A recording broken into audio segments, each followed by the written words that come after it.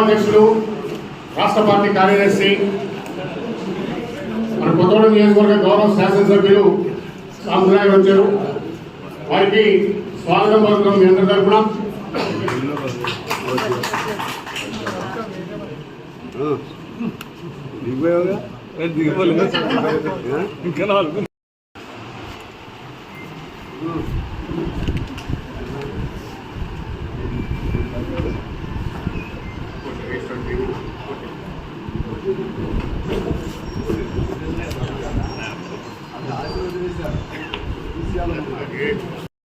మీ అందరికీ జిల్లా కమ్యూనిస్ట్ సమితి తరఫున హృదయపూర్వకమైనటువంటి అభినందనలు, శుభాకాంక్షలు.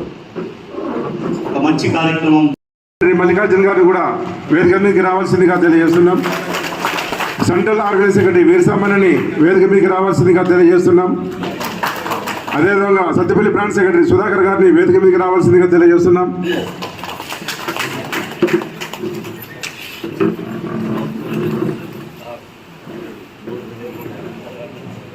ఏదైతే బ్రాంచ్ సెక్రటరీ అధ్యక్షత వహించి సాధ్యత తెలియజేస్తున్నాం.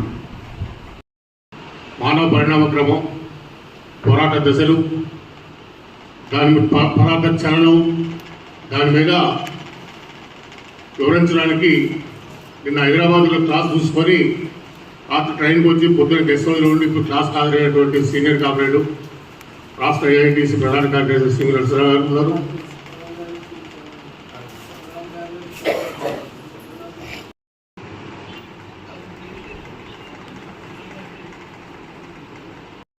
మీ అందరికీ జిల్లా కమ్యూనిస్ట్ సమితి తరఫున హృదయపూర్వకమైనటువంటి అభినందనలు, శుభాకాంక్షలు.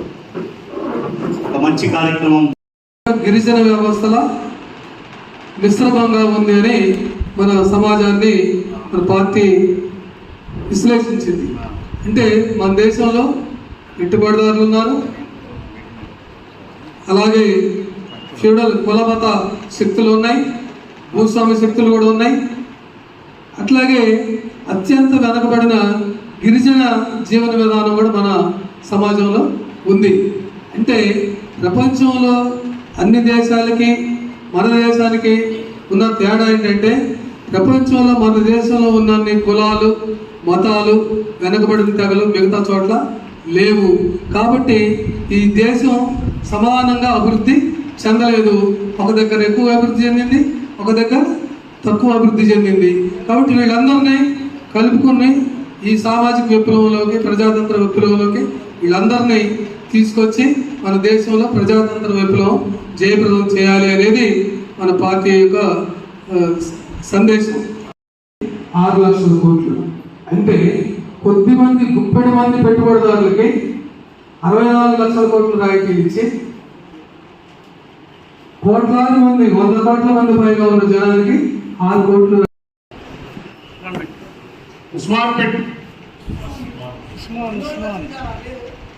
నైజాం నవాబు మీర్ ఉస్మాన్ అలీ ఖాన్,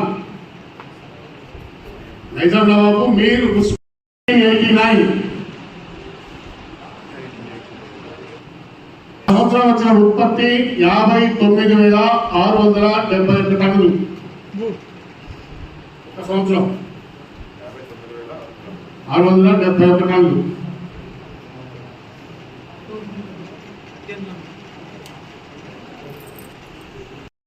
సీఎం పేరు మారు వికే కోల్మైన్, వికే కోల్మైన్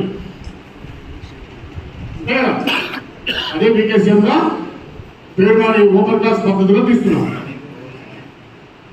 ఒక అండర్గ్రౌండ్ నడిచిన మైండ్ని ప్రస్తుతం ఓపెన్ క్లాస్ పద్ధతిలో తీయబోతున్నాం. అది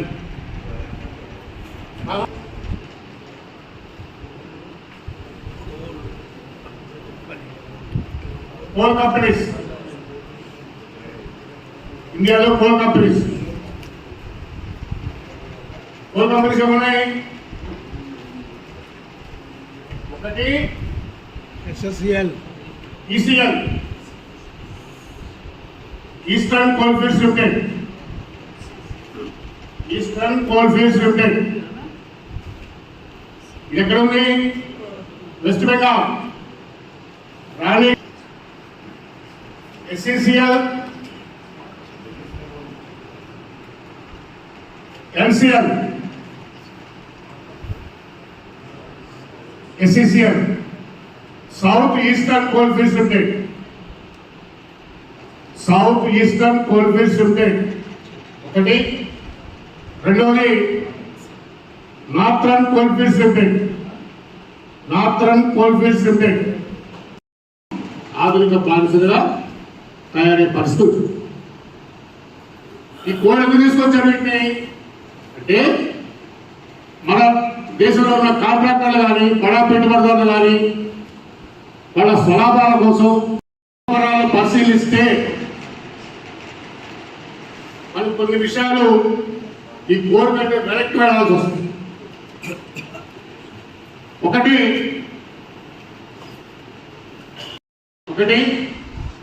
రెండవ పాలసీ ఫారిన్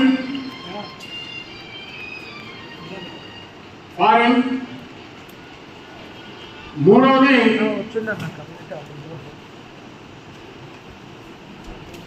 అంతర్గత రక్షణ, ఇంటర్నల్ సేఫ్టీ. ఈ మూడు రక్షణ పాలసీలు ఉంటాయి. మనకు కావాల్సింది ఈ నంబర్ 1. మిగిలిన రెండు మనకు అవసరం లేదు. ఈ రెండు పాలసీలో ఒక అవసరం లేదు కాబట్టి ఒక పాలసీ ఏం చెప్తుందంటే మనకి ఇండస్ట్రియల్ పాలసీ. దీంట్లో ఫస్ట్ 1944లో దీన్నే బాంబే ప్లాన్ అంటారు. అప్పుడు మన దేశానికి స్వాతంత్రం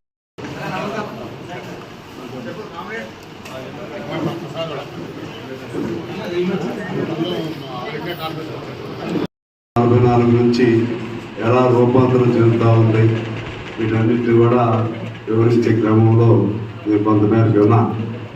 దాన్ని 44 చట్టాలు ఏమిటి, 4 కోడ్స్ ఏంటి, అలాగే అంతకుముందు ఇండస్ట్రియల్ డిస్ప్యూట్ యాక్ట్ ఏంటి, ఇట్లా బ్రీఫ్గా ఒక చిన్న నోట్బుక్ లాగా తయారు చేస్తే అనగాదు. చిన్న నోట్బుక్ ఉందా మన దగ్గర చేసినవి ఉన్నాయా?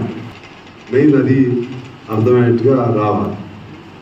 వాళ్ళు పివి నరసింహారావు ఉన్నప్పుడు ఏమిటి, వీళ్ళు వచ్చినాక ఇంకేమి నష్టం జరిగింది. పివి నరసింహారావు మిక్స్డ్ ఎకానమీ, కొంత అది కొంత ఇది. అప్పుడే నియో లిబరలిజం, నయా సరళీకరణ, ఉదారవాద విధానాలు. దానిలోనే దాన్ని జాగ్రత్తగా ప్రభుత్వ రంగ సంస్థలను కాపాడుకుంటూనే అవసరం ఉన్న మేరకు అప్పులు తీసుకుని వచ్చారు. చైనాలో కూడా దాదాపు ప్రభుత్వ రంగం మన కంట్రోల్లో ఉంటుంది. వాళ్ళు కూడా చైనాలో కూడా కొంత ప్రైవేట్ వ్యక్తులు కూడా ఆదరిస్తున్నారు. అంటే సోషలిజమే, బేస్ మాత్రం సోషలిజమే. ప్రభుత్వ కీలకమైనటువంటి రంగాలన్నీ కూడా చైనాలో ప్రభుత్వ రంగం చేతుల్లోనే ఉంటాయి. అంటే స్టీల్ కానీ రైలు కానీ అది కీలకమైనవి. మన దగ్గర ఏంటంటే అటువంటివి లేవు. మన అధికారులు చెప్పినట్టుగా 2 మిగిలి ఉన్నాయి. ఆ రైల్వే ట్రాన్స్పోర్ట్ కూడా మన సింగరేణి ఉన్నట్లే పైన మాత్రమే, లోపలంతా కూడా దొరబడిపోయింది. ఇక ఊరి స్ట్రక్చర్ మన దాన్ని ఏమంటారు, దాన్ని అస్థిపంజరం టైప్లోనే ఉంది. ఒక నడపడం వరకే జరుగుతుంది. చాలా మేరకు ప్రైవేట్ వాళ్ళకి ఇచ్చేసేసారు అందులో కూడా. ఈ విధంగా ఈ దేశం ఎవరు వచ్చినా కూడా అప్పుడు దానికి వ్యతిరేకంగా స్వాతంత్ర ఉద్యమాలు నడిచాయి. స్వరాజ్యం, స్వాతంత్రం, అదేవిధంగా స్వదేశీకరణ ఇవన్నీ కూడా జరిగాయి. ఇప్పుడేమో మనమే నివాసి పరిచి మరి మన ఇంతకుముందు ఫారెన్ ఎక్స్చేంజెస్ ఉండేవి. ఫారెన్ ఎక్స్చేంజెస్ అంటే విదేశీ నిల్వల కోసం ఇతర దేశస్తుల్ని మీరే విదేశీ పెట్టుబడుల్ని 100% వచ్చి మీరు పెట్టుకోండి అనే కాడికి వచ్చేసింది. ఎల్ఐసి బాగా లాభాలతో నడిచే సంస్థ ఎల్ఐసి, చాలా లాభాలతో ఇప్పుడు కూడా. దాన్ని కూడా ఇంతకుముందు ప్రభుత్వ కంట్రోల్ ఉండేది, ఇప్పుడు దాదాపు 50-50కి వెళ్ళిపోయినట్టుంది, అది వెరిఫై చేయి. అట్లే బ్యాంకులు కూడా చాలా లాభాలతో ఉన్నాయి ఇప్పుడు కూడా. దాదాపు ప్రైవేట్ బ్యాంకులు చాలా వచ్చేసింది. 100 బ్యాంకుల్ని ఒక్క బ్యాంకు కుదించారు. ఆ ఒక్క బ్యాంకులు కూడా ఏ నిమిషంలో అయినా కూడా పోయే పరిస్థితి ఉంది. ఇలా నీకు చాలా సంస్థల్ని డైరెక్ట్గా ఆహ్వానించడం వలన, విదేశీ పెట్టుబడులు డైరెక్ట్గా ఆహ్వానించడం వలన, మరి పేరుకి మాత్రం మన నరేంద్ర మోడీ గారు బీజేపీ చెప్పేది ఏంటంటే మన కాళ్ళ మీద మనం నిలబడాలి, స్వదేశీకరణ, జాతీయవాదం, జాతీయ భావన, ఈ పేరు చెప్తూ ఉంటారు. కానీ ఆచరణలోకి వచ్చేసరికి మాత్రం మొత్తాన్ని ఇతర దేశాలతో టైఅప్ చేసేసారు. టైఅప్ చేయటమే కాదు, మన భయం ట్రంప్ ఏదన్నా అంటే ట్రంప్కి వ్యతిరేకంగా నోరికి ఒక్క మాట కూడా ఇంతవరకు అనని ప్రధానమంత్రి ఎవరైనా ఉన్నాడంటే నరేంద్ర మోడీ. భయం, వాడు పిచ్చాడు ట్రంప్. ఏం చేయాలి, ఏరియా వైజ్ కాకుండా రీజియన్ వైజ్ పెట్టాలి. ఎందుకంటే ఏరియా వైజ్ అయితే ఇప్పుడున్న సమయం సరిపోదు కాబట్టి రీజియన్, మీ దగ్గర అయితే కొత్తగూడ మనుగూరు వెళ్ళదు, అట్లా ఒక్కొక్క రీజియన్కి ఒక్కొక్క క్లాస్ పెట్టి స్టేట్ ఫ్యాకల్టీకి ఆల్రెడీ మనం ఇన్ఫర్మేషన్ ఇచ్చాం. రాష్ట్ర పార్టీ నిర్ణయాల మేరకు ఏదైతే మన యొక్క యూనియన్ సంబంధించి ఆర్టీసీ కానీ, సింగరేణి కానీ, మిగతా సంస్థల రేడియో తరగతులు నిర్వహించాలని చెప్పి అన్న తర్వాత మనం కూడా ఆ ఎజెండా తీసుకున్నాం. కానీ మొట్టమొదటిసారిగా మీరు కొత్తగూడ బ్రాంచ్ వాళ్ళు ఈరోజు ఈ తరగతులు నిర్వహించడం సెంట్రల్ కమిటీ తరఫున మీ అందరికీ అభినందనలు తెలియజేస్తా ఉన్నా. ఎందుకంటే ఏఐటీసీ సింగరేణి కాలేజ్ వర్కర్స్ ఇప్పటి వరకు దాదాపు 70-73 సంవత్సరాలుగా ఈ సింగరేణిలో పనిచేస్తూ అన్ని రాజకీయ పార్టీలతో, ట్రేడర్లతో పోటీ పడుతూ ఈరోజు ఇంకా ఈ స్థాయిలో ఉండి మన సింగరేణిలో వెరిఫికేషన్ వచ్చినప్పుడు 98లో ఎన్నికలు జరిగినప్పుడు 98 నుంచి ఇప్పటి వరకు 4 సార్లు, 2023 వరకు 4 సార్లు, 7 సార్లు ఎన్నికలు జరిగితే 4 సార్లు ఏఐటీసీ గెలవడం, ఒక్కసారి ఐఎఫ్టీసీ గెలవడం, 2 సార్లు టీపీసీకేసీ గెలవడం అనేది మీకు తెలుసు. కానీ 4 సార్లు మనం ఎందుకు గెలిచినామంటే నాయకత్వం ఎప్పటికప్పుడు అప్డేట్ కావడం, కార్మిక సమస్యల పట్ల అవగాహన తెలుసుకోవడం, మిగతా సంఘాలు ధీటుగా పనిచేయడం, నిర్మాణంలో లోటుపాట్లు సరిచేసుకోవడం, అదేవిధంగా ఈ యొక్క సంఘం కొరకు కార్మిక వర్గాని కోసం నాయకత్వం. వాస్తవం చెప్పాలంటే భారతదేశ చరిత్రలో ఏ కార్మిక సంఘానికి లేని చరిత్ర ఈరోజు ఈ సింగరేణి కాలేజ్ వర్కర్స్ ఎందుకున్నదంటే ప్రధానంగా మన నాయకత్వాన్ని ఈ సంఘాన్ని నడపడంలో భాగంగా దాదాపు 10 సంఖ్యలో పోగొట్టుకున్నాం. శేషగిరిరావు గారు అయితే మీ జిల్లాకు సంబంధించి, అదేవిధంగా ఈ జిల్లాలో అయితే దాదాపు 5-6 మరణించిన సంగతి మనకు తెలుసు. ముఖ్యంగా ఉమ్మడి ఆదిలాబాద్ సంబంధించి అబ్రాహం గారు, రమణారెడ్డి గారు, నరసయ్య గారు, కరీంనగర్ జిల్లాకు సంబంధించి ఉమ్మడి మన భాస్కర్ రావు గారు, కత్తుల కుమరయ్య, చందా దుర్గయ్య గారు, వీళ్ళంతా ఈ సంఘంలో పనిచేస్తూ ఈ సంఘానికి లేకపోతే మిగతా కార్మిక సంఘాల మధ్య ఏర్పడ్డ వివాదం కానీ, పోటీ కానీ, వీటన్నిటికీ తట్టుకొని నిలబడిన కారణంగా వాళ్ళు హత్య గావించబడ్డారు. అందుకే వారి స్ఫూర్తిగా మనం ఈరోజు ఎన్ని ఇబ్బందులు వచ్చినా, ఎంత ప్రమాదం వచ్చినా కంపెనీతోని మనం నిలబడగలిగినామంటే ఆ చైతన్యవంతమే. కాబట్టి ఇప్పుడు కొత్త తరం అనేది మన సింగరేణిలో అనివార్యమైంది.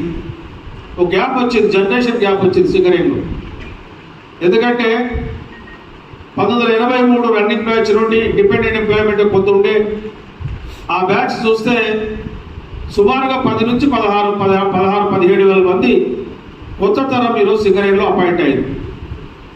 వారికి కనుక మన నాయకత్వ పటిమ, యూనియన్ సంబంధించిన అంశాలు, లేకపోతే మనం ఏదైతే నేర్చుకోదలుచుకున్నా వాటిని చెప్పి మన కనుక మన యూనియన్ పట్ల వాళ్ళను విశ్వాసం కల్పించినట్లయితే ఈ సిగరేట్లో ఇంకా 100 సంవత్సరాలైనా మనం తిరుగులేని శక్తిగా మనం ఉంటామని చెప్పి ఈ సందర్భంగా మీకు తెలియజేస్తా ఉన్నాం. అందులో భాగంగానే ఈరోజు అన్ని బాయిల యువతరాన్ని మనం ఐడెంటిఫై చేయాలి. నాయకత్వం ముఖ్యంగా ఇప్పుడు మేము కూడా ఆలోచిస్తూ ఉన్నాం. సెంట్రల్ నాయకత్వానికి అప్డేట్ కావాలి, కొంతమంది బ్రాంచ్లు కూడా కొంతమంది యూత్ను మనం తీసుకోవాలి. తద్వారా మాత్రమే ఇంకా కొంత కాలం ఈ నాయకత్వానికి మిగతా నాయకత్వాలు మీరు ఎక్కడైనా చూడండి, కొన్ని సంఘాలను చూస్తే ఎదగడం అసలు వాస్తవానికి వాళ్ళకి అవకాశమే కనబడతలేదు. మీరు ఐఎన్టీసీ చూడండి, జనక్ ప్రసాద్, ఇంకా మిగతా వాళ్ళు ఎవరు ఉండరు.